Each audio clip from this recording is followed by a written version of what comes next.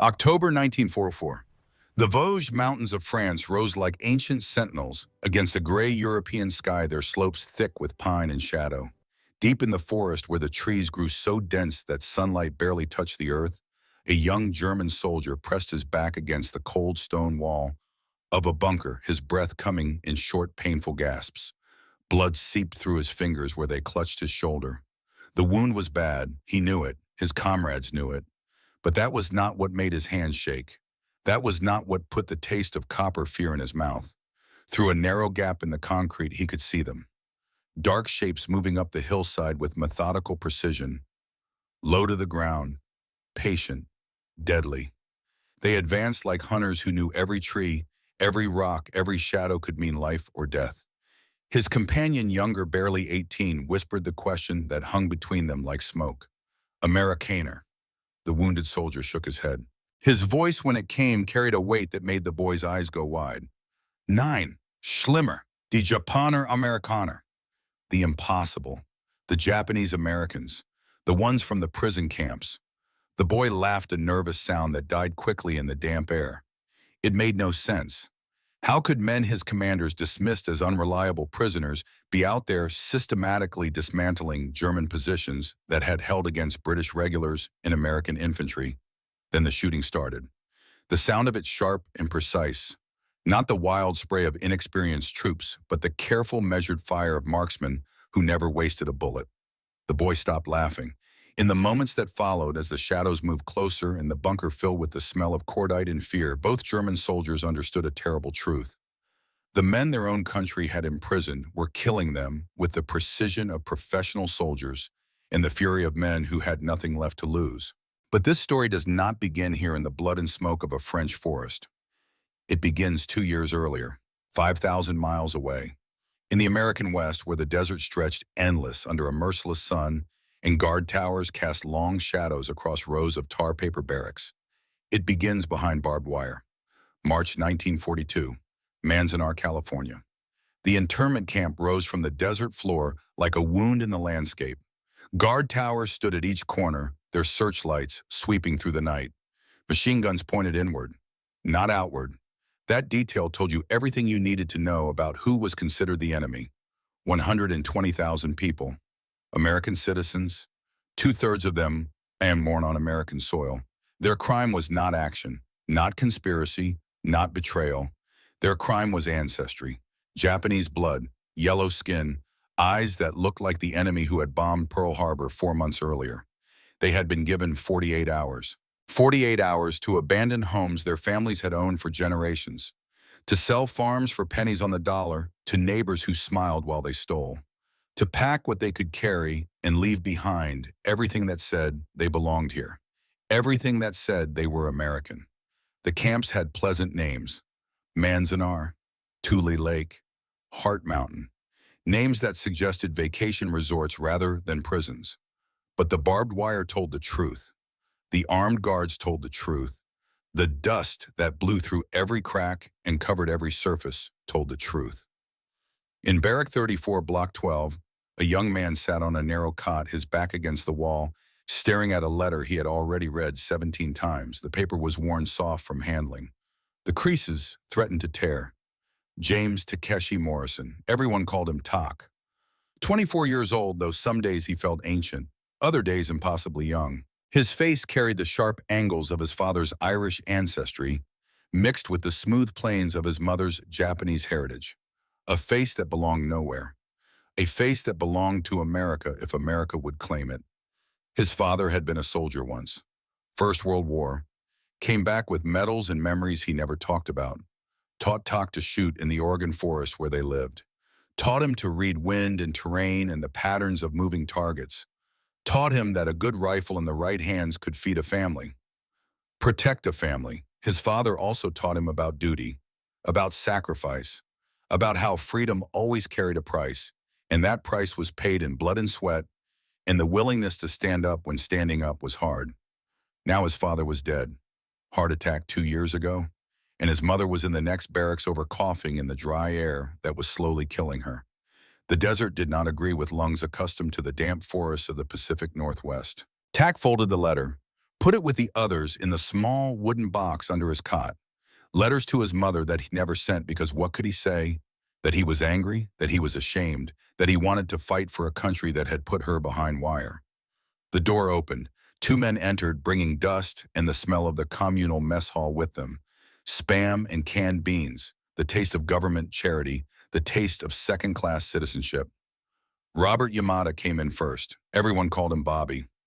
28 years old, UC Berkeley, graduate engineering degree, gathering dust while he sat in a camp designed for enemy aliens. His family had owned 300 acres in California's Central Valley. Good land, productive land, worth a fortune. The government had seized it. National security, they said. Military necessity. Bobby's father had spent 40 years building that farm from nothing. Gone in a day. Bobby's face showed nothing. That was his way. Everything calculated. Everything controlled. But his eyes, dark and sharp, missed nothing. He moved like a chess player, always thinking 3 moves ahead. Behind him came Daniel Fujiwara. Danny, 19 years old, fresh from Hawaii, where the ocean met the sky and life tasted like salt and pineapple. His family had fished for 3 generations. Small boat, hard work, honest living. Danny smiled, always smiled. It drove some people crazy, that smile. How could he smile in a place like this? But those who knew him understood. The smile was armor. The smile was defiance. The smile said they had not broken him yet. Bobby sat down on the opposite cot. Danny remained standing, too restless to sit. He had been playing baseball outside until the dust storm drove everyone indoors. His pants were covered in dirt. "You see the notice?" Bobby asked. Tok nodded. The notice had gone up that morning. Recruitment. The U.S. Army wanted volunteers, Japanese-American volunteers. They would form a new unit. All Nisei, all volunteers, fight in Europe. The irony was so thick you could taste it. The same government that had locked them up now wanted them to die for it. The same country that questioned their loyalty now asked them to prove it with blood. "You thinking about it?" Danny asked. His voice carried the musical lilt of the islands. Made everything sound lighter than it was. Tok looked at his hands. Strong hands. Farmer's hands, his father used to say. But they could shoot. God, they could shoot. At 14, he could drop a pheasant at 100 yards. At 16, he could hit a running deer. At 20, he had won every shooting competition in 3 counties. Now those hands sat idle while the world burned. "My mother doesn't want me to go," Tok said finally, his voice quiet. "She says they don't trust us. Says why should we die for them?" Bobby leaned forward, elbows on his knees. "She's not wrong." "No," Tok agreed. "She's not." Silence filled the space between them. Outside, the wind picked up, throwing sand against the walls. Somewhere a child cried. Somewhere a woman sang a lullaby in Japanese, the words drifting through the thin walls like ghosts.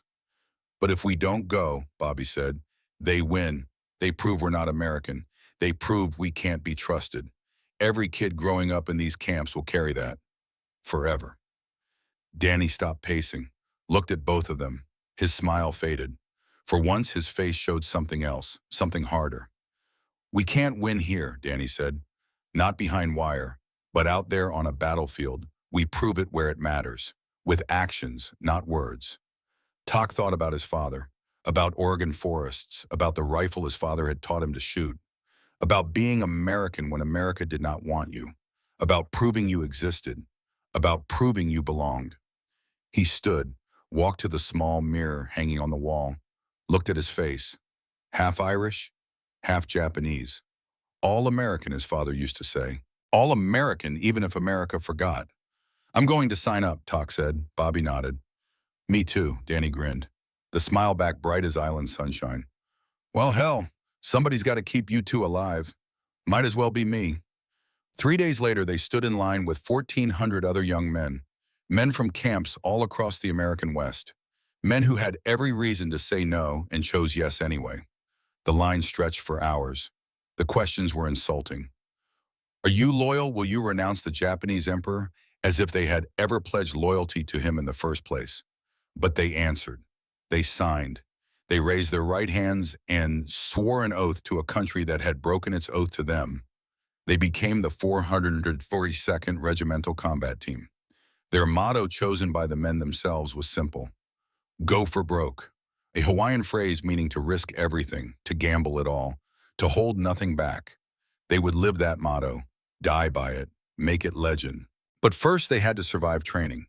Camp Shelby, Mississippi, summer 1943. The Deep South in all its humid, hostile glory.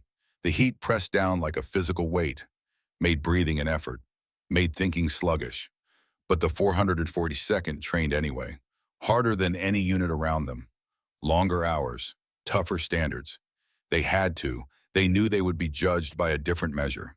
One mistake by one of them would be seen as proof of the failure of all of them. They carried the weight of an entire community on their shoulders every time they picked up a rifle, every time they ran an obstacle course, every time they marched in formation. The white soldiers at Camp Shelby watched them, some with curiosity, most with suspicion, a few with open hatred. The camp canteen on a Saturday night, the one place soldiers could relax, drink Coca-Cola, eat candy bars, pretend they were not about to ship out to kill and be killed. Danny stood at the counter waiting for his order. A Coke. Cold and sweet, the taste of America in a bottle. Behind him, laughter. Loud. Harsh. He did not need to turn around to know it was directed at him. "Look at that," a voice drawled, Mississippi accent thick as molasses. "Jap drinking our Coke, probably planning to poison the whole batch."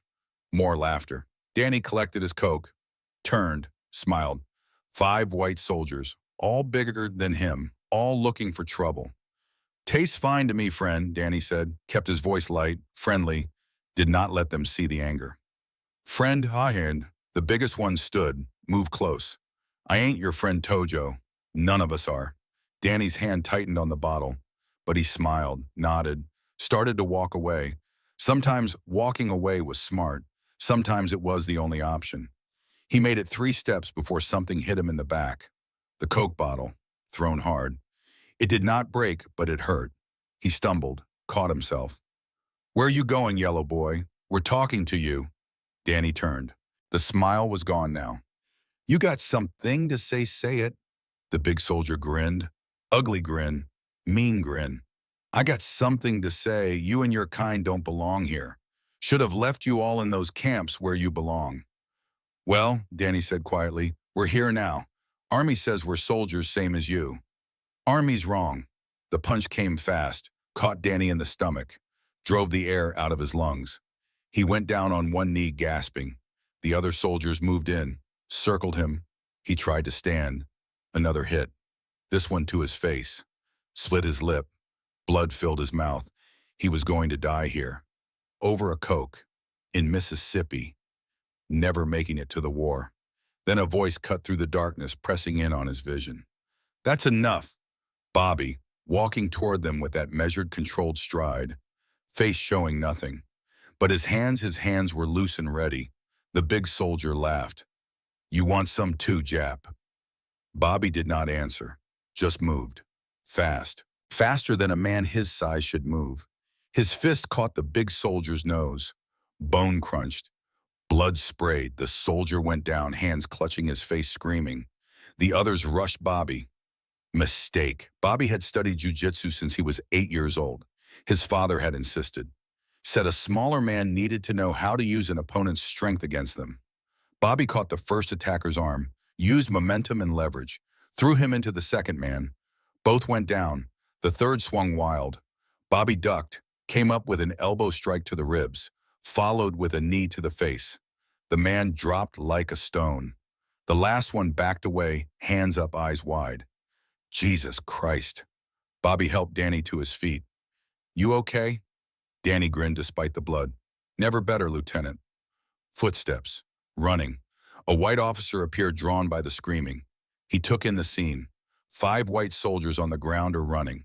2 Japanese Americans standing. The officer opened his mouth. Closed it. Opened it again. "What happened here?" Bobby met his eyes. "Self-defense, sir. They attacked us first." Long pause. The officer looked at the soldiers on the ground, looked at Bobby and Danny. Something changed in his expression. Not friendship, not acceptance, but perhaps a glimmer of respect. "Get to your barracks, all of you." News spread. The 442nd fights back. White soldiers started avoiding them, started looking at them differently. The camp's atmosphere shifted, not dramatically, not obviously, but enough. In the officers' reports, notes began appearing. These Japanese-American soldiers trained harder than standard, displayed unusual discipline, showed proficiency with weapons exceeding expectations. One report filed by a training officer who had been skeptical contained a single sentence that captured everything. They fight like they have something to prove. He had no idea how right he was. On the rifle range, Tak became a legend. Instructors watched through binoculars as he put bullet after bullet through the bullseye. 800 yards, 900, 1,000. The Springfield rifle in his hands like an extension of his body. An older sergeant veteran of the First World War stood beside the range officer. Watched Tak shoot. Watched him adjust for wind without thinking. Watched him breathe and squeeze and send rounds downrange with mechanical precision. Jesus, the sergeant muttered. He doesn't miss. No, the range officer agreed. He doesn't. Where'd he learn to shoot like that? Oregon, hunting. His father taught him. The sergeant grunted, spat tobacco juice into the dirt. Ways to put him in regular infantry. Boy like that should be a sniper. He's Japanese, Basais. He's American, and he's the best shot I've seen in 30 years. The sergeant turned, looked at the range officer. You want to win this war or not? 3 weeks later, Tak received orders. Sniper school, advanced training. He would be one of only 5 men from the 442nd selected, the first Japanese American in the program.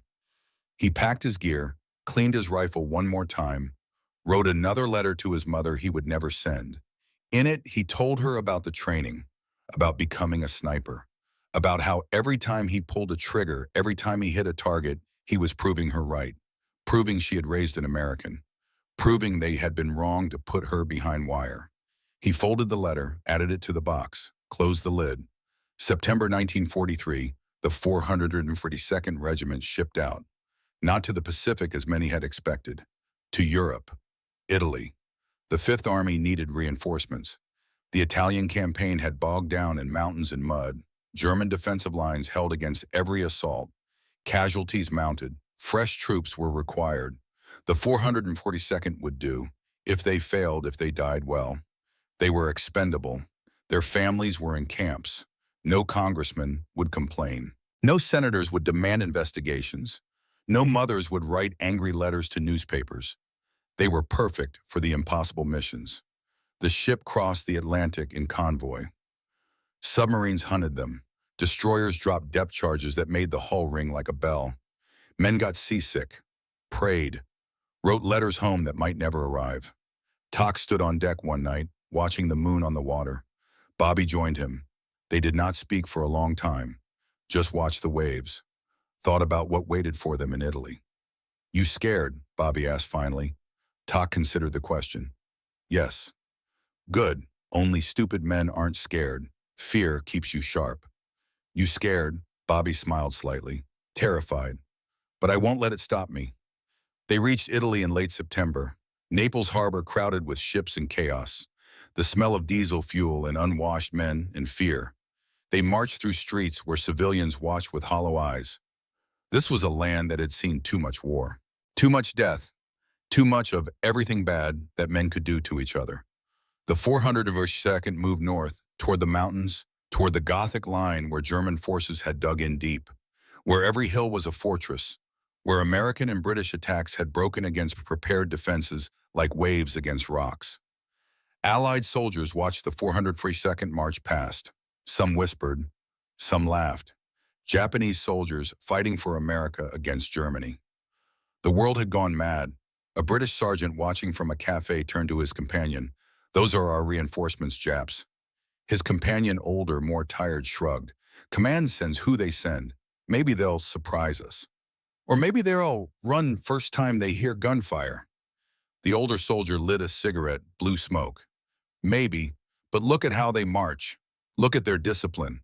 I've seen a lot of soldiers, mate. These boys have something to prove. Men like that are dangerous. Dangerous to who, us or the Germans? Both, probably. The 442nd reached their sector, rugged country, mountains covered in forest, perfect for defense. terrible for attack. German positions overlooked every approach. Machine guns covered every trail. Artillery was pre-registered on every likely avenue of advance. They dug in, set up perimeter, sent out patrols, standard procedure, learned the terrain, find the enemy, report back. Tak went out on the third night, leading a 10-man squad. Bobby came as second in command. Danny on point. The rest were new replacements.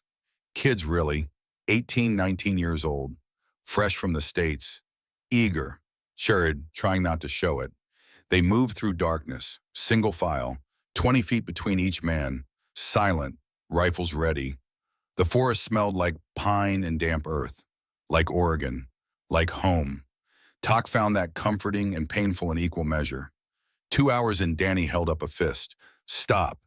Everyone froze. Danny pointed. Voices. German voices. Close. Too close. Tak moved forward. Slow, careful, every step placed with precision. Saw them through the trees. German patrol. 10 men, same as the American squad. Same mission probably. Reconnaissance. Find the enemy. Report back. Tak signaled. Pull back, quiet. Avoid contact. First rule of patrol. You don't look for fights, you look for information. They started to withdraw. Then the universe decided to be cruel. One of the replacements, nervous watching behind instead of where he stepped, tripped. Fell. His rifle hit a rock. The sound carried like a gunshot in the quiet forest. The German voices stopped, then shouted. Both patrols saw each other in the same instant. Gunfire erupted, muzzle flashes in the darkness. Chaos. Tak dropped return fire. 3 shots. Measured. Precise. 2 Germans fell. The others scattered, sought cover, fired back. Fall back, Bobby shouted. Regroup. The squad pulled back. Fire and maneuver. One group shoots while the other moves. Basic tactics, besides to identify sex. But hard to do in darkness and forest with bullets snapping past your head. Danny provided covering fire. His M1 Garand barking steadily. Brass casings ejecting. Then he screamed. Hit. Leg wound. He went down hard. Tak saw it happen. Saw Danny fall. Saw him trying to crawl. Saw the Germans moving to flank his position. Bobby grabbed Tak's shoulder. We have to go now. Tak looked at Danny. Looked at Bobby. Looked at the darkness where the Germans were. Made a decision that his father would have understood. Get the squad out, Tak said. I'll get Danny. That's suicide. That's American, Tak said. He did not wait for Bobby's response. Just moved. Low. Fast. Using every tree, every shadow. His father had taught him to hunt elk in forests like this. Reading terrain. Controlling breath. Being patient. Hunting men was not so different. A German soldier stood to reload. Tak aimed. Breathed out. Squeezed. The German dropped. Another turned, searching for the shooter. Saw nothing. Tak had already moved. New position. Already aiming. Second shot. Clean. The German fell. The third German panicked. Fired wildly into the darkness. Gave away his position. Mistake. Fatal mistake. Tak's third bullet found him. Tak reached Danny. Can you walk? Danny grinned despite the pain. Blood dark on his leg. With help, yeah. Tak pulled him up. Started back toward American lines, but German reinforcements were coming. Boots pounding through the forest. Voices shouting orders. Many voices. Too many. Then gunfire. Different direction. American weapons. M1 Garands. Browning automatic rifles. Bobby's voice cutting through the chaos. Tak down.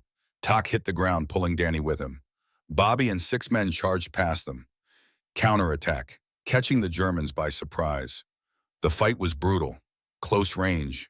Hand-to-hand in places. Bobby with his trench knife moving like a ghost, efficient and deadly as mathematics.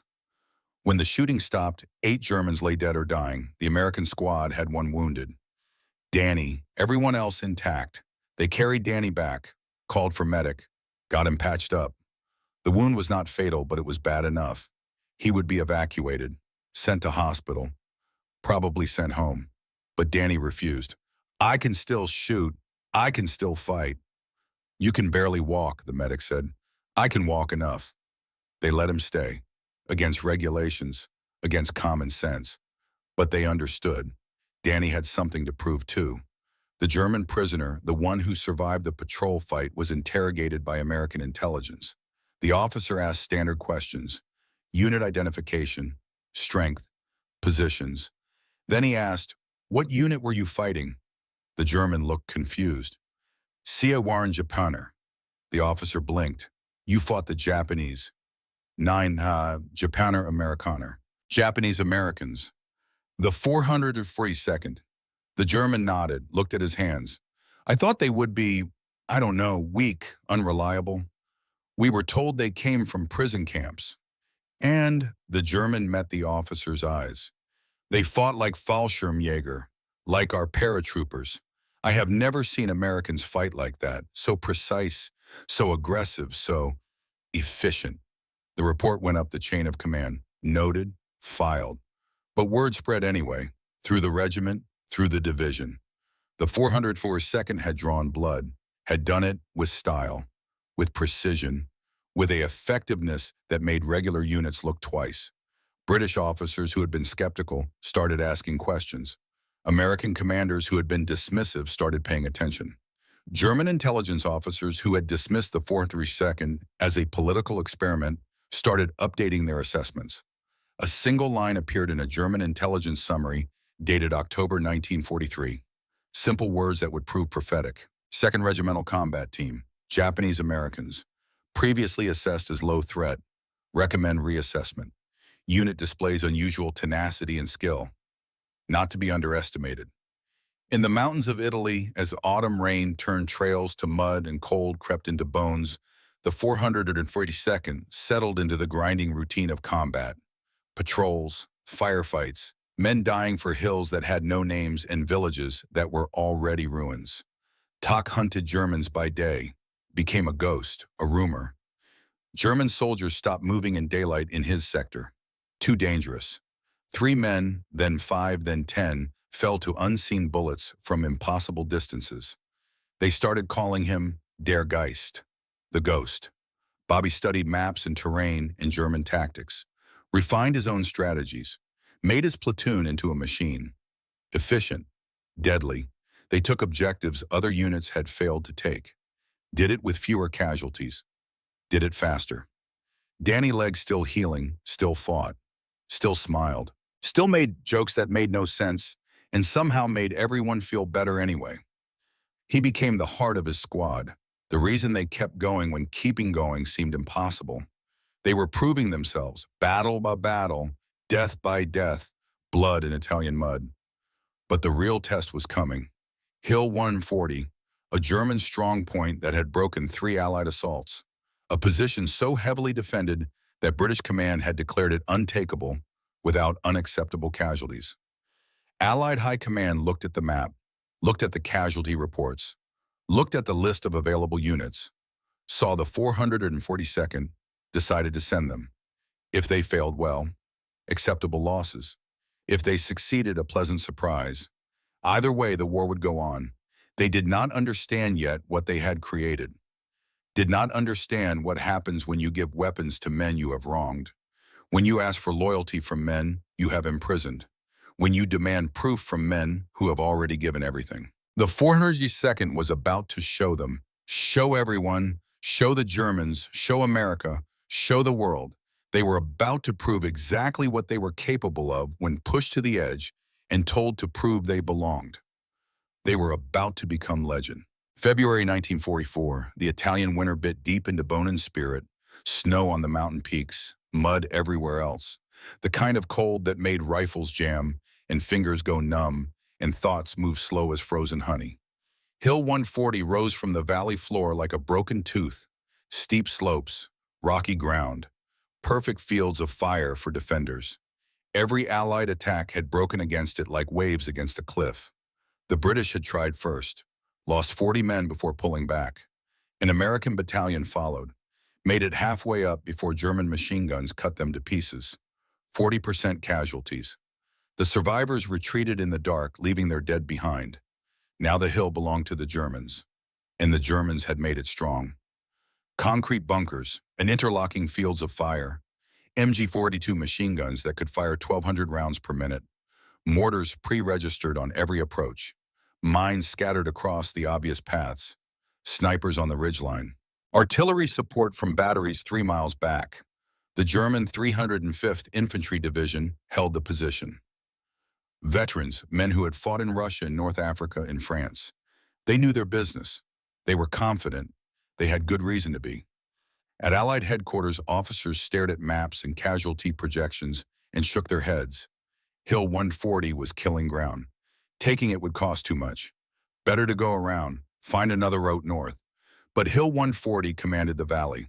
Any advance that bypassed it would leave German artillery observers watching every move, calling down fire, turning roads into graveyards. The hill had to fall. Someone had to take it. Someone expendable. A colonel looked at the roster of available units, saw the 442nd, recently arrived in sector. Fresh, or fresh enough. Japanese Americans, volunteers from prison camps, if they took heavy losses well. No political consequences. Their families were behind wire. No congressman would ask uncomfortable questions. No newspapers would run stories about grieving mothers. The order went out. The 442nd would assault Hill 140. Objective: seize the summit. Hold it. Allow the advance to continue. Expected casualties. Severe. Bobby was in the command post when the orders came through. He stood behind the more senior officers, studying the map, doing what he always did. Calculating, planning, thinking 3 moves ahead. He heard one officer say it, quiet, to another. Thought Bobby was out of earshot. The 402nd should do, if they fail, acceptable losses. And if they succeed, then we're pleasantly surprised. Either way, we move forward. Bobby said nothing. His face showed nothing. But inside, something cold and hard settled into place. Understanding, the kind that could not be ignored or rationalized away. They were not just soldiers. They were expendable soldiers, cannon fodder in American uniforms, sent to die because their deaths would not matter politically. He found Tak and Danny after the briefing, told them what he had heard. They sat in a cold tent breath, misting in the air, letting the truth sink in. Danny broke the silence. His voice had lost its usual lightness. So we're doing the suicide missions because nobody cares if we die. Yes, Bobby said. Tak looked at his hands. Strong hands, killer's hands now, hands that had taken 63 German lives on Hill 140's approaches during reconnaissance patrols. My mother is dying in Manzanar. I'm dying here, all to prove we're American, and they still don't care. The bitterness in his voice was new, hard, like something breaking inside that would never fully heal. Danny stood suddenly, anger in every line of his body. Fuck that. You know what? We prove it anyway. Not for them. For us. For our families. For every Nisei kid who grows up after this war. We show them what we are. Even if they never apologize. Even if they never say thank you. We prove it. Silence stretched. Then Tak spoke, voice quiet but certain. Go for broke. Bobby nodded. Go for broke. Danny managed a grim smile. Go for broke. The motto had new meaning now. Not just gambling everything, but commitment. Absolute. Total. Knowing the game was rigged and playing anyway because not playing meant accepting that they were less, that they did not belong, that their families deserved the camps. No. They would prove it on Hill 140, in blood and fire and German corpses. They would prove it so completely, so absolutely, that even America could not deny it anymore. Preparation took 2 days. Bobby studied every detail. Elevation maps, German defensive positions, fields of fire, attack routes that had failed before. He worked through the night calculating angles and timing and the mathematics of death. His plan was simple. 3 waves, fire teams leapfrogging forward, use every fold in the ground, every rock, every depression. Move fast, do not stop. Overwhelming aggression combined with tactical precision. Hit them hard. Hit them everywhere. Give them no time to react. Tak prepared differently. Cleaned his rifle. Again and again. Checked his scope. Adjusted for elevation and wind. Loaded magazines with careful attention. Each bullet mattered. Each bullet was a promise. To his mother, to his father, to himself. He wrote a letter that night, added it to the stack he would never send. Dear Mom, tomorrow we attack a hill. I don't know if I will survive. The odds are not good, but I need you to know something. Every trigger pull is for you. Every German who falls is proof you raised an American. They were wrong to cage you. I will prove it, or die proving it. Either way, you were right about me. I love you. Tak. He folded it, put it away, lay down on his cot, did not sleep. Just stared at the tent roof and thought about Oregon forests and his father's lessons and what it meant to be American when America did not want you. Danny spent the night with his squad, told jokes, bad jokes, the kind that made you groan and laugh despite yourself. Checked everyone's gear, made sure the new replacements, the ones who had never seen combat, understood what to do. Stay low, keep moving, trust your training, trust your brothers. He sharpened his knife, the one his father had given him. Hawaiian steel, good steel. It had killed 3 Germans already, would probably kill more tomorrow. Someone asked him if he was scared. Danny grinned, terrified, but being scared keeps you sharp. Fear is good, panic is bad, so we stay scared and stay smart, and we take that goddamn hill. Dawn came cold and gray. Artillery preparation began at Aero 5:30 hours. American guns hidden in the valley opened fire. Shells screamed overhead. Explosions walked across Hill 140 like the footsteps of giants. Earth and stone and steel flying. 10 minutes of hell raining down. Then silence. Sudden. Absolute. Ears ringing from the bombardment. Whistles blew. Officers shouted. The 442nd moved forward. The first wave hit open ground. German machine guns opened fire. The sound like tearing fabric. Brrr. Continuous, deadly, bullets everywhere, kicking up dirt, sparking off rocks, finding flesh. Men dropped, screaming. Not screaming, just falling and not getting up. But the 452nd did not stop, did not break, kept moving. Bobby's training showed. Fire teams worked like they had practiced 1,000 times. One team advanced while another provided covering fire. Use the terrain, every dip, every boulder, not heroic, not glorious, mechanical, efficient. The way you stayed alive long enough to close with the enemy. Tak was separate from the main assault. Positioned 400 yards out on a rocky outcrop. Mission: kill German machine gunners. Suppress their fire. Give the infantry a chance. He settled into position. Controlled his breathing. Scanned through his scope, found targets.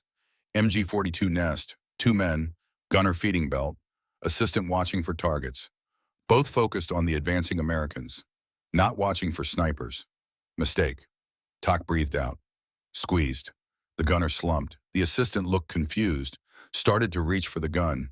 Tak had already cycled the bolt. Second shot, second kill.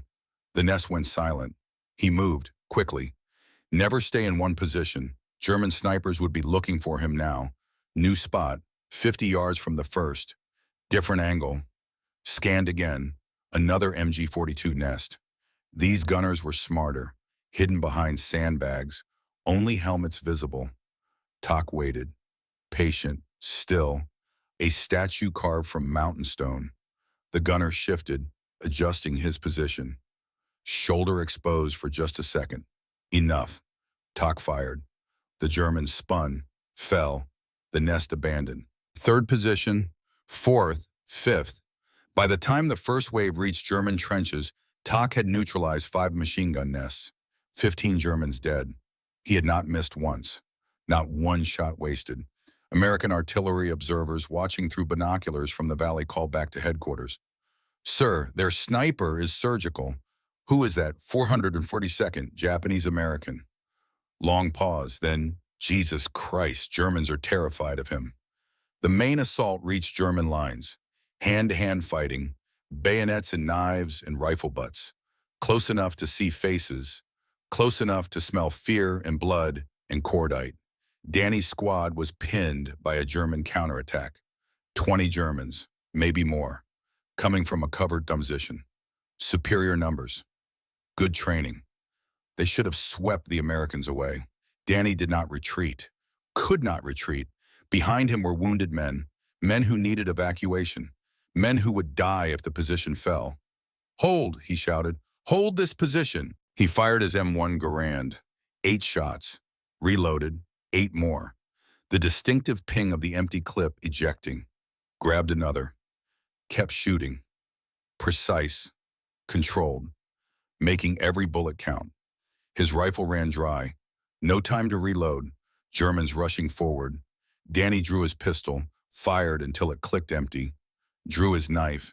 His father's knife. Hawaiian steel. A German soldier lunged with a bayonet. Danny sidestepped. Years of fishing taught you to move on unstable surfaces.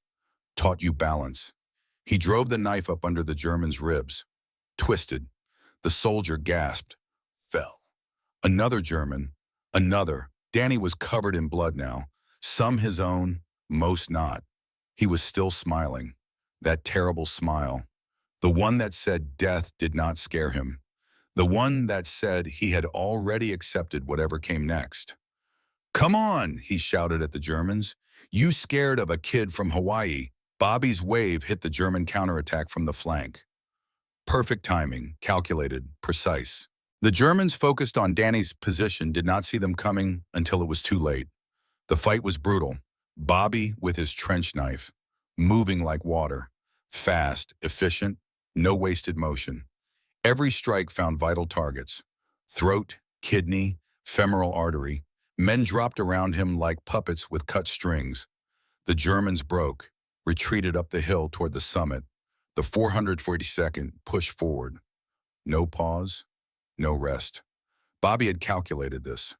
Momentum was everything. Give the enemy no time to regroup, no time to think, just pressure.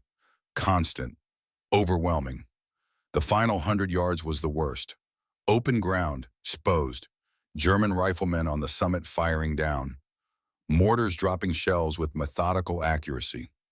Everywhere the sound of bullets and explosions and men dying. The 442nd took casualties. Heavy casualties. Men fell and did not get up. Medics worked frantically, called for stretchers, for plasma, for miracles they could not provide. But the 442nd kept moving, kept pushing, like a tide. Inexorable, unstoppable. They reached the summit at 14:30 hours, 14 hours after the assault began. German defenders retreated or died.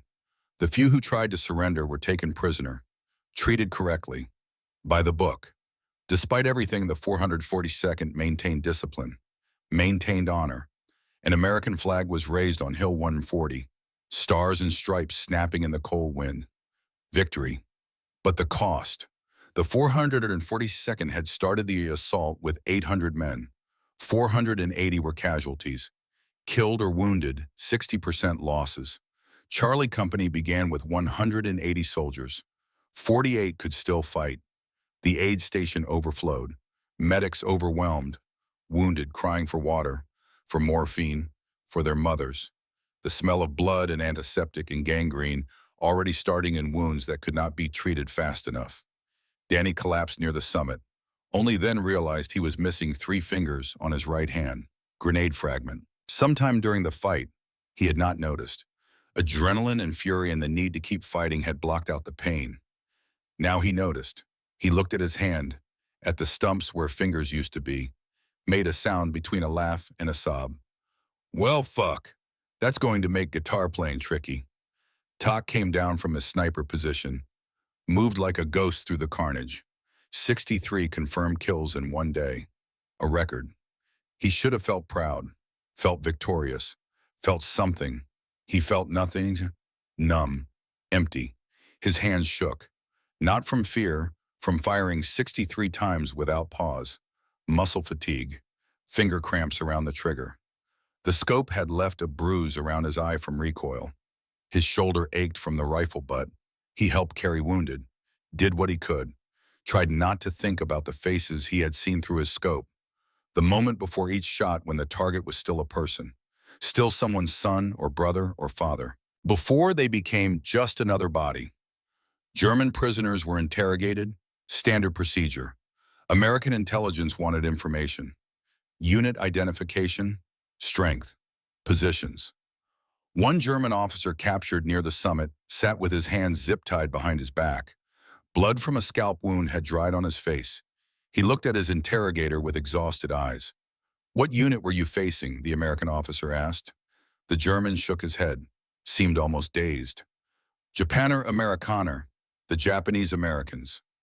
"The 442nd, the German nodded. "We called them Gefangene Soldaten, prisoner soldiers. A joke. Because we heard they came from camps, we thought they would be weak, unreliable, soft." And the German met the interrogator's eyes. "They are not prisoners, they are demons. They do not stop. We hit them, they come back. We kill them, more come. They fight like Fallschirmjäger, like our own paratroopers. Maybe better. They have discipline we lost years ago. And something else. Desperation, maybe? Or fury, I don't know the word in English. But they are the most dangerous soldiers we have faced in Italy." Another prisoner, younger, spoke up. "My sergeant fought in Russia, against the Soviets. He said these Japanese Americans were worse. Soviets came in waves, numbers, overwhelming force. These men came with precision, with tactics, with accuracy that was terrifying. Our sergeant is dead now. They killed him. Clean shot, from 800 meters, through trees and wind. Impossible shot, but they made it." The reports went up the chain of command, noted, filed, but copies circulated. British officers read them. American commanders read them. German intelligence read them. The assessment of the 442nd changed, from low threat to high threat, from unreliable to elite, from expendable to valuable. Not that it mattered to the men bleeding on Hill 140. Bobby found Talk in the aid station, helping bandage wounded, his hands steady despite everything, despite the killing, despite the dying, despite watching men he knew, men he had trained with, men he had shared jokes and rations with, reduced to torn meat and screaming. "We did it," Bobby said. Talk did not look up from the bandage he was tying. "Yeah. You okay, Risto?" "No. You bear?" "No." They sat in silence. Around them, medics worked. Wounded moaned. Someone died quietly in the corner. No drama, just a last breath and stillness. "They'll send us again," Bobby said finally. "Another hill, another impossible mission. More men dead. I know. We're proving ourselves one corpse at a time." Talk looked at him then, eyes hollow. "Is there another way?" Bobby had no answer. They both knew the truth. This was the price. Hill after hill, mission after mission, death after death. Until either the war ended or they did. That was the bargain. That was what proving yourself looked like when the people demanding proof did not value your life. Danny joined them, right hand bandaged, missing fingers, face pale from blood loss but still conscious, still smiling that awful smile. "Hell of a day," he said. "Hell of a day," Bobby agreed. "We showed them, though. Germans won't forget this. Americans won't forget this. Everybody knows now. The 442nd can fight." "At what cost?" Talk asked. Danny's smile faded. For once, he looked his age. 19. Too young for this. Too young for any of this. "Whatever it takes," that was always the deal. "Whatever it takes to prove we belong. We paid today, we'll pay tomorrow, and the day after, until they admit we were Americans all along." That's the cut. He was right. They all knew it. The price of acceptance was blood. The price of recognition was death. The price of proving you deserved what should have been freely given was everything you had. They paid it on Hill 140, and they would pay it again. Soon. Word of Hill 140 spread through the Allied forces in Italy. The 42nd had done what British regulars could not, what American infantry had failed to do. They had taken an impossible objective and held it, but there was no rest, no time to recover, no rotation to the rear. 3 days after Hill 140, new orders came. Anzio beachhead, urban warfare, house-to-house fighting, German positions dug into every building, booby traps on every door, snipers in every window. The mission other units had refused. Too costly, too dangerous, too difficult, perfect for the 442nd. They marched north, depleted, exhausted, carrying wounded in their ranks who refused evacuation. Danny with his bandaged hand, others with worse injuries, but they marched. Because not marching meant admitting defeat, meant accepting that they were less, that they could not handle what white units handled. Bobby realized the pattern, saw it clearly now. Every time a mission was too dangerous, too costly, too likely to result in heavy casualties, command turned to the 442nd. Not because they were the best, because they were expendable. Anzio confirmed it, then the push toward Rome, then the Gustav Laumann, mission after mission, battle after battle. The 442nd took casualties that would have destroyed other units. 60%, 80%. Losses so severe that entire companies ceased to exist, were rebuilt from replacements, were destroyed again. In 2 months, the 442nd fought in 8 major engagements. Every other Allied unit rotated out for rest. The 442nd stayed on the line, always advancing, always attacking, always dying. Replacements came from other Nisei units, fresh faces, young men from Hawaii, from California, from the camps. They arrived eager, excited, ready to prove themselves. Within days, they learned the truth. The 442nd was a meat grinder. You went in a soldier. You came out wounded, dead, or harder than steel. The casualty statistics were brutal. The 442nd took 300% casualties, meaning they replaced their entire strength 3 times over. Every position filled, refilled, filled again with new men who died or were maimed. German intelligence updated their assessment again. Now the reports carried warnings, red flags, urgent advisories. 442nd Regimental Combat Team. Extreme threat. Recommend avoidance if possible. If engagement unavoidable, commit overwhelming force. Do not underestimate. They do not break. They do not retreat. They will fight until destroyed. One German intelligence officer, veteran of the Eastern Front, wrote a longer analysis. It was found after the war in captured documents. The language was clinical, professional, but the respect was unmistakable. The 442nd displays combat characteristics unlike any American unit encountered. Comparison to elite German formations is appropriate. Fallschirmjäger-level aggression, Waffen-SS level fanaticism, but combined with American industrial efficiency and firepower. The result is extremely dangerous opponent. Motivation appears to stem from need to prove loyalty. This makes them impossible to demoralize, cannot be broken by casualties, cannot be intimidated by defensive positions, will accept any sacrifice to achieve objective, recommend treatment as elite unit, engage only with superior force in prepared positions. The report went to Berlin, was read by senior officers. They nodded, updated their tactical manuals, warned units on the Italian front, avoid the 442nd if possible. They cost too much to destroy.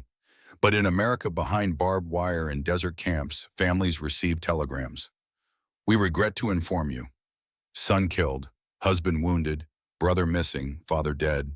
The telegrams came with mechanical regularity, official, cold, impersonal.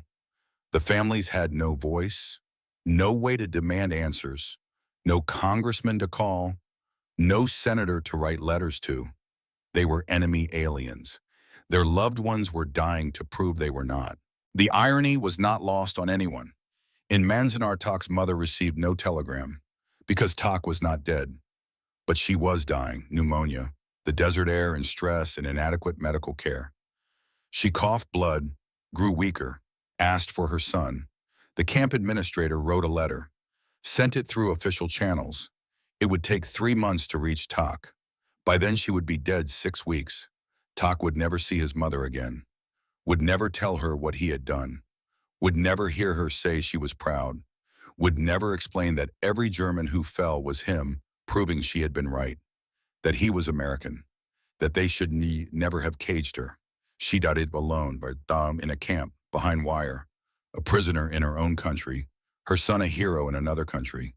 The distance between those two truths was the entire tragedy of the 442nd. But Tak did not know yet. He was in Italy, hunting Germans, adding to his count. Der Geist, the ghost. The sniper German soldiers feared more than artillery, more than airstrikes, more than anything except their own nightmares. He did not know his mother was dying, did not know the letters he wrote would never be answered, did not know that everything he was doing, every sacrifice he was making, would come too late to save the one person he was doing it for. He just kept shooting, kept killing, kept proving, because that was all he had left. That was all any of them had left. Proof written in blood on Italian hillsides, proof carved into German casualties, proof that could not be denied or dismissed or forgotten. The 442nd was proving themselves, one death at a time, theirs and the enemy's. The cost was staggering. The price was everything. But they paid it, without complaint, without hesitation, because the alternative was unthinkable. The alternative was admitting that America was right, that they did not belong, that they deserved the camps. No, they would prove it, or die proving it. There was no third option. There never had been. October 1944. The Vosges Mountains of France rose dark against an autumn sky, ancient forests thick with pine and shadow, steep valleys where fog gathered like the breath of ghosts, cold that seeped into bones and stayed there. This was not Italy. The terrain was different. The enemy, the same. German defensive positions, German determination, German certainty that they could hold. But now they faced something they had learned to fear. The 442nd had come to France. Deep in the forest, 211 men from the 1st Battalion, 141st Infantry Regiment sat surrounded, cut off for 5 days. No resupply, no reinforcement, no hope. The Texas Battalion, they called themselves. Good soldiers, tough men, but trapped in a pocket of German-controlled forest with supplies running out and enemy forces tightening the noose.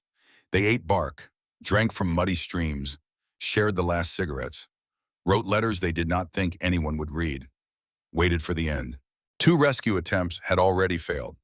The 2nd Battalion tried first, got mauled, pulled back with heavy casualties. A British unit was asked, refused, called the mission impossible, called it suicide, called it a waste of good men to save dead ones. Allied High Command studied the maps, calculated the odds, considered the political ramifications of abandoning 200 American soldiers to death or capture. Then they looked at the roster, saw the 442nd, those Japanese Americans, the ones who kept taking impossible missions and somehow succeeding, the ones whose casualty rates were catastrophic but whose mission completion rate was perfect. The order went out. 48 hours to break through 7 miles of German-held forest. Reach the Texas Battalion. Bring them out, or die trying. Bobby received the orders in a farmhouse that served as battalion headquarters. Studied the maps, traced the route with one finger. 7 miles did not sound like much. But every yard would be contested. Every tree could hide a machine gun. Every clearing could be a kill zone. Every ridge a fortress. He calculated casualties. Numbers he would never share with anyone. If they pushed hard, moved fast, accepted losses, and maintained momentum, they could do it. Maybe. The cost would be 800 men, maybe more, to save 200. The mathematics were brutal, but the mathematics were not the point. The point was proving that the 442nd did not abandon Americans, that they were brothers to these Texan soldiers, that they belonged to the same army, the same country, even if that country had not yet fully accepted them. Tak prepared for the mission like he prepared for every mission now, mechanically, without emotion. He had learned to shut off the part of himself that felt things, the part that remembered Oregon forests and his father's lessons and his mother's smile.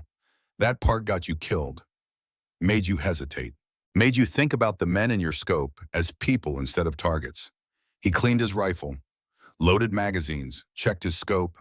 The routine was comforting, familiar. It was the only thing that still made sense in a world that had stopped making sense somewhere between Manzanar and Hill 140. Danny gathered his squad, briefed them on the mission. His right hand was still bandaged, 3 fingers gone, but he could still hold a rifle, could still fight. That was all that mattered. 7 miles, he told them, through Germans who know we're coming. They'll have every approach covered, every trail blocked, every high point defended. It's going to be bad. A young private, fresh replacement asked the question they were all thinking. Why us? Why always us? Danny smiled, that terrible smile, the one that had seen too much. Because we're the 442nd, because we don't fail, because somewhere in Texas, 211 mothers are praying their sons come home. We're the answer to those prayers, even if our own mothers are praying from behind barbed wire. The attack began before dawn. No artillery preparation. Surprise was more valuable than suppression. The 442nd moved into the forest in column formation. Fast, aggressive, no caution, no careful probing, just momentum. Constant forward pressure. The first German position they hit was a machine gun nest covering a forest trail. Should have stopped them, pinned them down, given the Germans time to bring up reinforcements. Instead, the 402nd Fire Team flanked it, 3 men providing suppressing fire while 4 others moved through the trees, appeared behind the position. Grenades, then rifles. The nest fell in 90 seconds. They did not stop to collect prisoners, did not stop to treat their own wounded beyond basic first aid, just kept moving. Forward, always forward. Bobby had calculated this. Momentum was everything. Give the Germans no time to react, no time to coordinate, no time to establish new defensive positions. Just pressure, relentless, overwhelming. The Germans tried to stop them, counterattacked, brought up reserves, threw everything they had at this column of Japanese Americans pushing through the forest like a spear aimed at the heart of their defenses. It was not enough. The 442nd took casualties, heavy casualties. Men fell every few hundred yards. Medics worked as they moved, bandaging, injecting morphine, marking the dead for later recovery. But the column kept moving. TOC ranged ahead of the main force, hunting, always hunting. German snipers had started targeting American officers, platoon leaders, company commanders, anyone who looked like they were giving orders. That was when TOC noticed him, another sniper. Good one, very good one. An American lieutenant dropped, clean headshot, from at least 600 yards, through trees, in bad light. TOC went still, scanned the tree line, saw nothing, but he knew. Knew with the certainty of one hunter recognizing another. There was a German sniper out there, elite, professional, deadly. The duel began. Hauptmann Klaus Fischer had been a sniper since 1941, Eastern Front first, then Italy, then France, 23 confirmed kills, a record he was proud of. He was patient, methodical, precise, everything a sniper should be. He had heard about the American sniper, the Japanese one, Der Geist, the ghost, heard the stories, thought they were exaggerated, propaganda, rumor. Now he was hunting him, or being hunted, hard to tell which. For 2 days they stalked each other through the Vosges forest.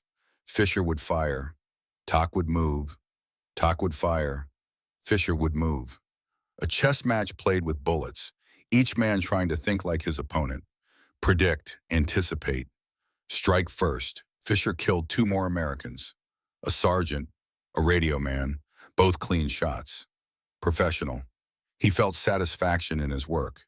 These were worthy opponents, especially the ghost, if he was really out there. TOC killed a German machine gunner at 800 yards, through a gap in trees that existed for exactly 3 seconds as the wind moved branches. Impossible shot, he made it anyway. Fischer heard about it, understood. The ghost was real, was out there, was hunting him as he was hunting the ghost. The thought should have frightened him. Instead, Fischer felt something else. Respect. This American, this Japanese American, was a true professional, a master of the craft. Killing him would be an honor. Being killed by him would be no shame. On the 3rd day, dawn came cold and clear. TOC had not slept. Neither had Fischer. Both too stubborn, too committed, too aware that the first to rest would be the first to die. TOC spotted the glint, 800 yards, high in a tree, barely visible. Most men would have missed it. TOC saw it, knew what it was. Scope lens catching morning light. The shot was impossible, 800 yards, uphill, through branches, wind gusting. The target would move, would adjust position, would not stay still long enough. But TOC had no choice. The 462nd was pushing forward. Fisher was killing Americans. Officers, NCOs, men who could not be replaced. The Ghost had to kill the sniper, had to end this duel. He waited, controlled his breathing, let his heart rate slow, became still. Not just physically still, mentally still. The place his father had taught him to find, where there was no thought, no emotion, just the rifle and the target and the space between. The wind calmed for just a moment. The branches stilled. Fisher shifted position. 1 second, maybe less. TOC fired. The bullet traveled for what felt like forever. Crossed the distance. Found its mark. Fisher jerked. Fell. Crashed through branches. Hit the ground with a sound TOC heard even at 800 yards. TOC did not celebrate. Just moved. New position. In case Fisher had a spotter. In case there were other German snipers. In case death was looking for him now. Later, after the 432nd had pushed past that section of forest, TOC walked to where Fisher had fallen. Found the body. The German was still alive. Barely. Blood from a chest wound. Minutes left, maybe less. Fisher looked up at him, recognition in his eyes. He spoke in English, accented but clear. "You are the Ghost." TOC nodded. "I thought I would be the one to kill you. I was wrong." Fisher coughed, blood on his lips. "You are not prisoner. You are Krieger, warrior. I am honored to die by your hand." Then he was gone, eyes still open, staring at nothing. TOC closed them, took the dog tags, felt empty. This German had given him more respect in his dying words than American officers had given in 2 years. The irony was bitter, heavy, unbearable. He left Fisher there, continued forward. The mission was not done. The Texas battalion still needed rescue. Personal feelings, personal grief, personal anything had no place in combat. He had learned that, learned to bury it all somewhere deep where it could not hurt him. Later, there would be time for feeling later. Maybe, if he survived. The 442nd reached the last German defensive line on the 4th day. SS Panzer Grenadiers held the position. Elite troops, young, fanatical, they would not retreat, would not surrender, would fight to the last man. Bobby knew this, knew that asking his men to attack this position was asking them to die. The casualties would be catastrophic, the odds of success minimal. He attacked anyway, personally, led from the front. Officers did not do that. Officers stayed back, coordinated, commanded. But Bobby was not asking his men to do anything he would not do himself. If they were going to die, he would die with them. "Follow me," he shouted, then ran toward the German position. Insane, suicidal, heroic in the way that only futile gestures can be. His men saw their commander charging, could not do less, followed. The entire assault wave followed, poured out of cover, ran toward machine guns and rifle fire and certain death because their officer led them, because they trusted him, because they were the 442nd and they did not know how to quit. German machine guns opened up, MG-42s tearing the air. Men fell, many men, but the 442nd kept coming. Bobby took a bullet in the shoulder, spun, did not fall, kept running, fired his M1 carbine one-handed, reached the German trench, shot 2 Germans, third one jumped him, hand-to-hand, bayonet versus trench knife. Bobby was faster, stronger, meaner. The knife found the German's throat. The soldier made a wet gurgling sound, collapsed. More 442nd troops poured into the trench. The German line collapsed, broke. Survivors retreated deeper into the forest. The path to the Texas battalion was open. But the cost, Bobby's platoon started with 40 men. 8 were still walking. The rest dead or wounded. Danny was there carrying a wounded sergeant twice his size. Danny's face was gray from blood loss. New wounds, old wounds reopened, but he was still moving, still fighting. "Almost there," Danny said, grinning, one eye swollen shut from a rifle butt. "Just a little further." They pushed forward, found the Texas battalion perimeter. American voices calling out challenges, passwords, the careful identification of friend from foe. A Texas officer, Captain Thomas Wade, emerged from behind a fallen tree, skeletal, exhausted, barely able to stand. He looked at Bobby, covered in blood, wounded, still carrying a rifle. "Who are you?" 442nd Regimental Combat Team, United States Army. "We're here to get you out." Wade stared. "You're Japanese, bud." "We're Americans, like you." Wade broke down, right there, tears streaming down his face. "You came for us. You actually came." He grabbed Bobby's hand, shook it, would not let go. Other Texans were crowding around now, hugging 442nd soldiers, sharing cigarettes, water, chocolate, the last of anything they had. One big Texan wrapped his arms around Danny, lifted him off the ground. "Y'all saved our lives." Danny grinning despite the pain, despite everything. "No problem, partner. Just another day in paradise." The combined force moved out, heading back through the gauntlet they had come through. The Germans tried to cut them off, failed. The 402nd had opened a corridor, would hold it open until every last Texan was safe. The final count was brutal.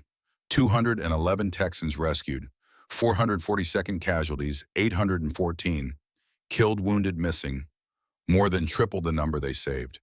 The mathematics were insane, unacceptable, horrific, but the mission was complete. Every Texan got out. The 442nd had proven yet again that they did not leave Americans behind, that they were brothers in arms, that they belonged. News of the lost battalion rescue spread through the Allied forces, through newspapers back home, through official channels and unofficial rumor.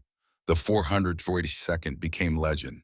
Finally, the story too big to ignore, too dramatic to suppress, too heroic to dismiss.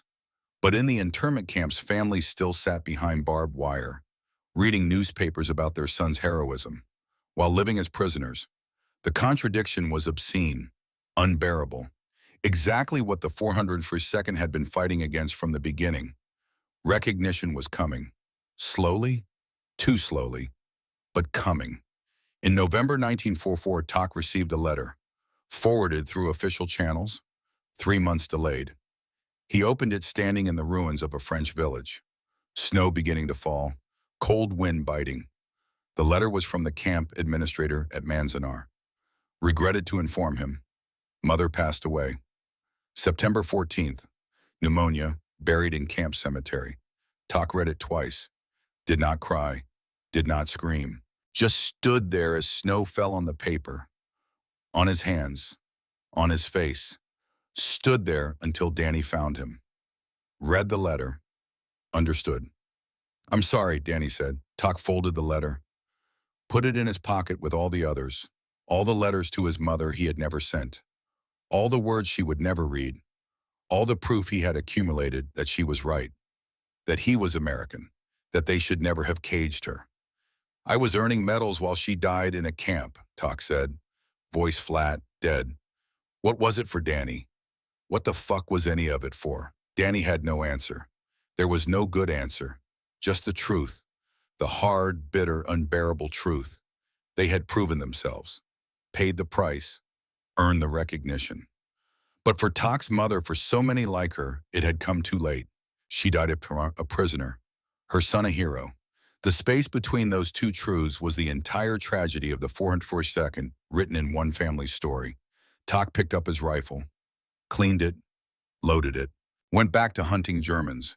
Because that was all he had left. All he knew how to do. Prove his mother right. Even though she would never know. Even though it was too late. Every bullet was for her now. Every kill. Every mission. Not to prove to America. America had already been convinced enough. But to prove to himself. To justify what had been taken from him. From her. From all of them. The war ground on. Winter came. The 442nd fought through France, into Germany. The enemy was collapsing, but still dangerous. Still fighting, still killing. In April 1945, they liberated a POW camp.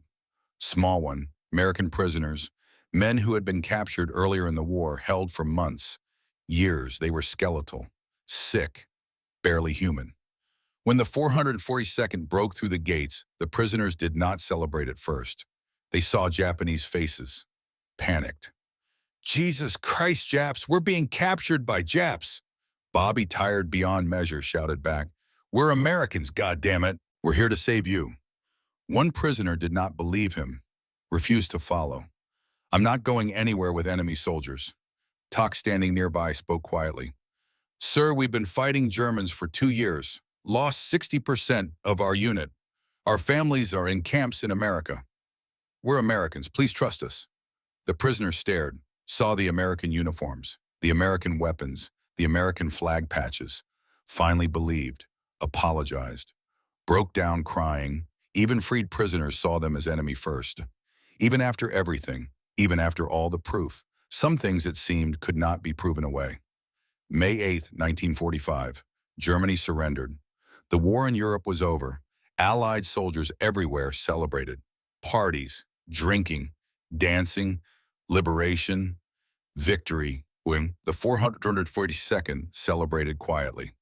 Bobby, Tok, and Danny sat on a hillside in northern Italy, watched fireworks in the distance, drank captured German schnapps, did not speak for a long time. "We won," Danny said finally. "Yeah," Bobby agreed. Tok looked at the stars. "Did we?"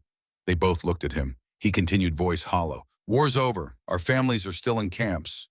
We're heroes here, prisoners there. What did we win?" No one had an answer. They sat in silence as the celebrations continued below. As the world rejoiced, as they tried to figure out if any of it had been worth it. July 1946, 1 year after the war ended, the internment camps finally closed. Families released. The 442nd survivors invited to Washington, D.C., the White House lawn. President Truman personally awarded them the Presidential Unit Citation. 7 of them, more than any other unit. Truman's speech was brief, direct. "You fought not one enemy, but 2. You fought the enemy abroad, and you fought prejudice at home, and you won both battles." It was a triumph, recognition, vindication, everything they had fought for. But many 452nd soldiers were not there. Dead, wounded beyond travel, could not afford the trip. Bobby attended, stood at attention in his dress uniform, chest covered in medals, face showing nothing. Tok did not attend, could not face it. His mother's grave was in Manzanar, not here, not celebrating, just a numbered marker in desert sand. Danny attended, on crutches, missing fingers, blind in one eye, mostly deaf, but still smiling. Shook President Truman's hand. "Son, you gave everything for your country," Truman said. Danny's smile did not waver. "Respectfully, sir, I gave what I had to. Country took everything first." Truman had no response to that. The 442nd returned home. Not to parades, not to glory, to a country that still did not fully accept them. "No Japs allowed" signs still common. Jobs denied, housing denied. All the little indignities that said, "You proved yourself in war.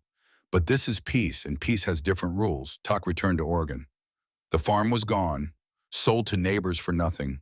His parents' possessions scattered or stolen. He visited his mother's grave, placed his medals on it.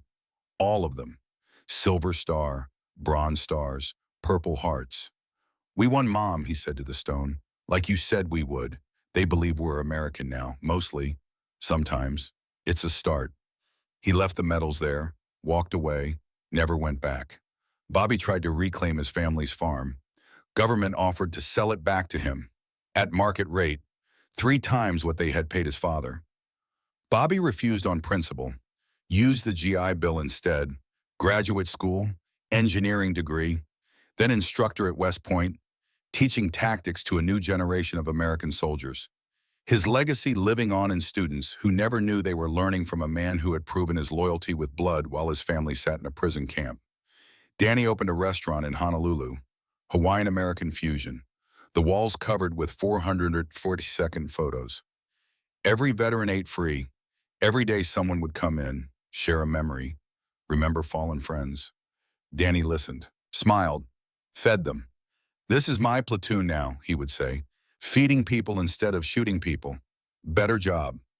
Years passed, decades. The 442nd faded from national memory.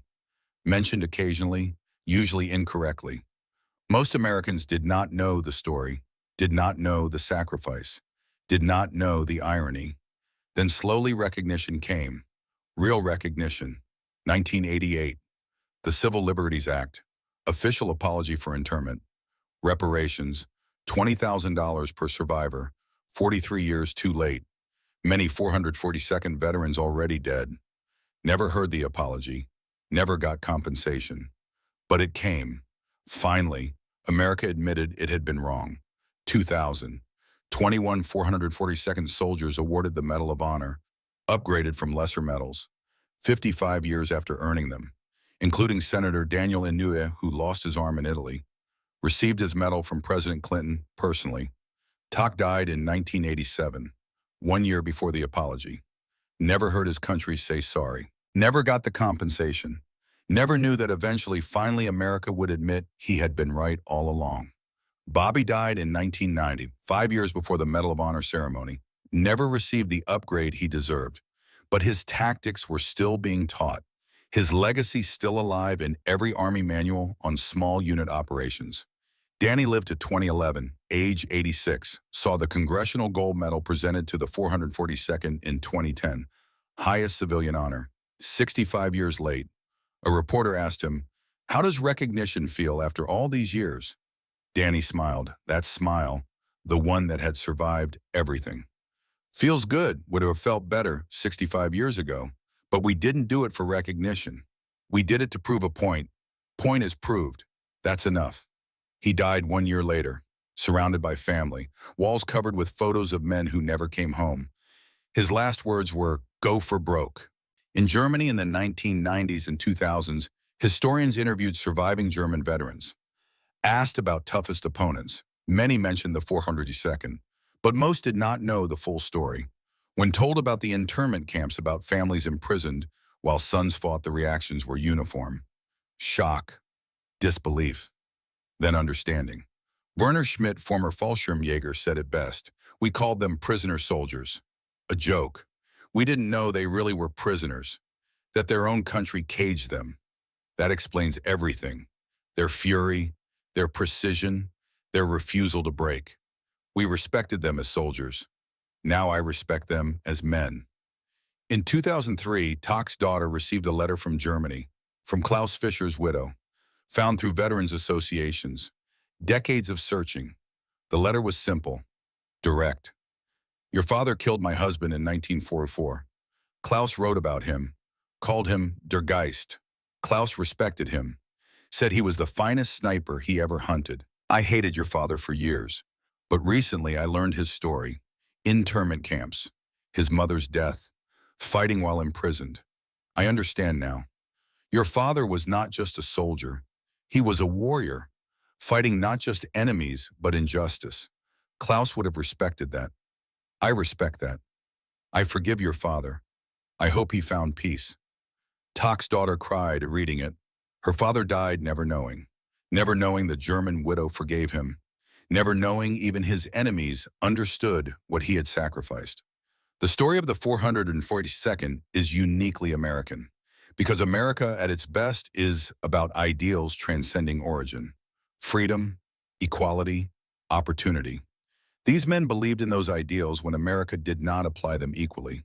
They fought for the America that should exist, not the America that did exist. They proved their point. With blood, with death, with sacrifice so complete, so absolute, that even a nation built on the principle that all men are created equal could not deny them anymore. The statistics tell part of the story. 18,143 awards, most decorated unit in American military history for its size and length of service, 21 medals of honor, 560 silver stars, 9,486 Purple Hearts. But statistics do not tell the whole story. Do not capture 3 men becoming brothers in Italian mountains. Do not capture a sniper's duel at 800 yards. Do not capture a charge into machine gun fire because your officer leads from front. Do not capture fighting for a country that imprisoned your family. Do not capture a mother dying in a camp while her son earns medals. Do not capture veterans returning to discrimination. Do not capture recognition delayed decades. Do not capture an apology that came too late for most. But through it all, these men never complained, never demanded, simply served, simply proved, simply were American. Their legacy lives today. The U.S. military is diverse. Soldiers of every race, religion, ethnicity serve with honor. Nobody questions their loyalty based on appearance. That is partly because the 482nd broke the barrier, paid the price, proved what should have been obvious. Being American is about shared values, not shared appearance. The 442nd taught us that, with blood and death and sacrifice, taught us at a cost that should never have been necessary, but was paid anyway, without hesitation, without complaint, without regret. Go for broke. That was their motto. Risk everything. Hold nothing back for what you believe. They did. They paid the price. They proved the point. Now it is our responsibility to remember, to honor, to ensure their sacrifice meant something, to ensure America lives up to the ideals they died for, to ensure that never again do we ask citizens to prove their loyalty while holding their families prisoner, to ensure that the price the 442nd paid buys permanent change, not temporary acknowledgement, to ensure their story is never forgotten. Because history forgotten is history repeated, and we cannot afford to repeat this particular history. The 442nd Regimental Combat Team, 1943 to 1946. Go for broke. They went for broke. They won. They proved themselves beyond any doubt. Now we must be worthy of their sacrifice. That is the debt we owe. That is the lesson we must carry forward. That is how we honor the men who fought for a country that did not fully embrace them, until they made it impossible not to.